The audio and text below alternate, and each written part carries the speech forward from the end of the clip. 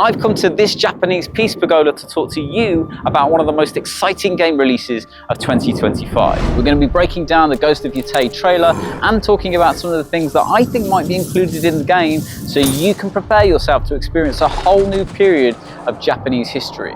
We're going to be exploring new regions of Japan in the highly anticipated follow-up to Ghost of Tsushima, set in the shadow of Mount Yotei in the northern reaches of Japan. Make sure you keep watching because at some point in this video I'm going to be giving 3 subscribers the chance to win one of these Ghost of Tsushima mask pins from Insert Coin, so make sure you hit that subscribe button now. Before we talk about Ghost of Yotei, let's recap Ghost of Tsushima. Sucker Punch's first game revolves around the Mongol invasion of Japan in 1274 from the point of view of the samurai warrior Jin Sakai in the picturesque setting of the island of Tsushima. After a brutal defeat at the hands of the Mongols on Komoda Beach, Jin's uncle Lord Shimura is taken prisoner and Jin is left for dead before being rescued by the thief Yuna. After realizing that the traditional samurai code of honor may be the very thing that stops him from defeating the Mongols and reclaiming his homeland, Jin's transformation into the ghost begins. Jin gathers his allies and adopts new but dishonorable tactics that ultimately lead to tensions with his uncle. After defeating the leader of the Mongol army, the game culminates in an emotional showdown between Jin and his uncle Lord Shimura, where you must choose between killing Shimura and honoring his final request, or sparing him, symbolizing Jin's full rejection of the samurai code. Let me know down in the comments what choice you made in Ghost of Tsushima. Right, now back to Ghost of Yotei.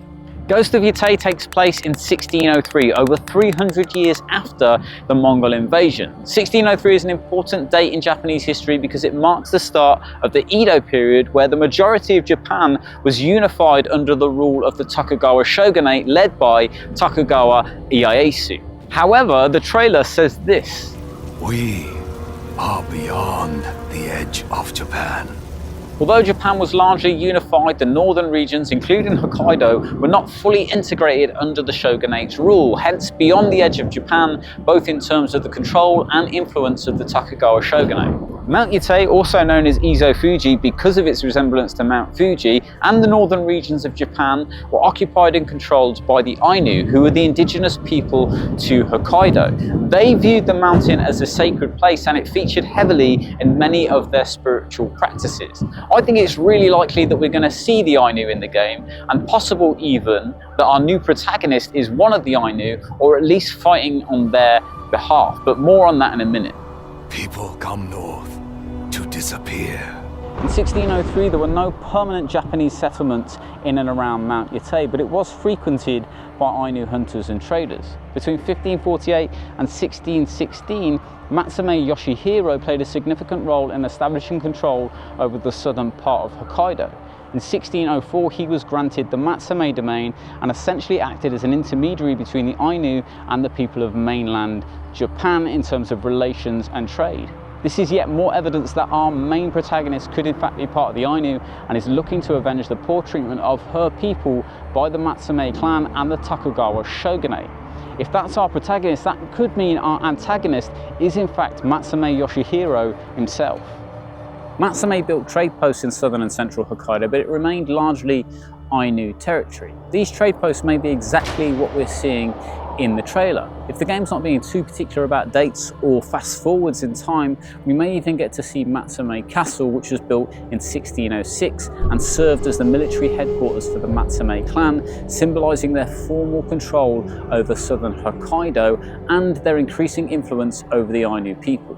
As you know, stealth was a hugely important part of Ghost of Tsushima, and maybe even more so in Yotei. The poster in the trailer shows that a woman between the ages of 28 and 29 is wanted and rumoured to be in the area of Mount Yotei. That woman has a price on her head of 100 gold pieces. So instead of trying to avoid the attention of the invading Mongols, you may actually be trying to avoid the attention of the Ronin and the Matsumae clan and the people hunting you from mainland Japan. Throughout history, there have been multiple conflicts between the Ainu and the Japanese, largely due to the Japanese expansion north and the increased subjugation of the Ainu. The period in which the game is set saw many small-scale uprisings from the Ainu, which ultimately led to the Shakusei Revolt of 1669. Is it possible that the events in this game lead up to a large-scale uprising of the Ainu?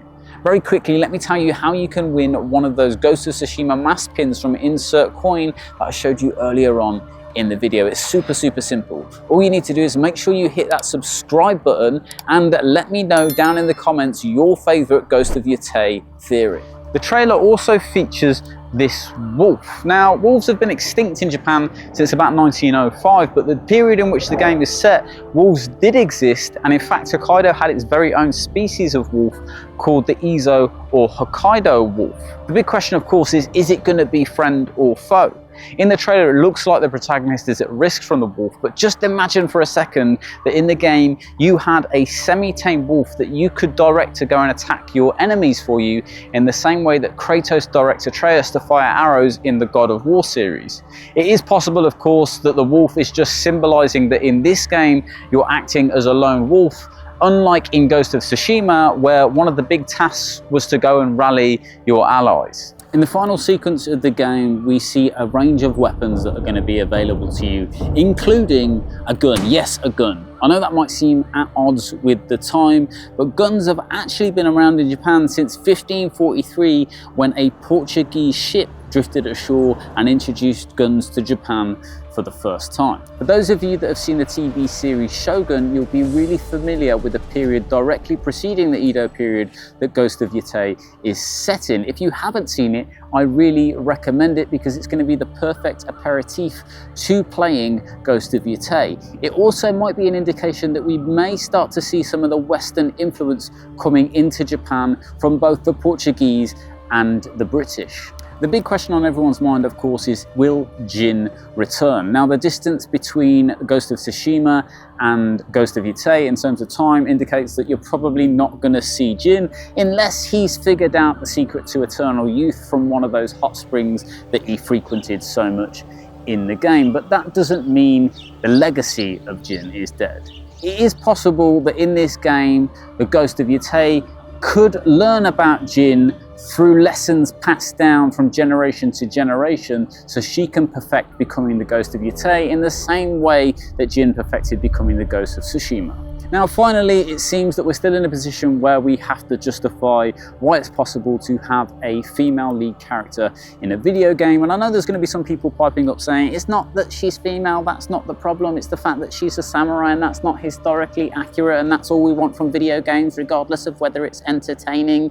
But with almost no research, you can find that there were, in fact, female warriors in pre-modern Japan.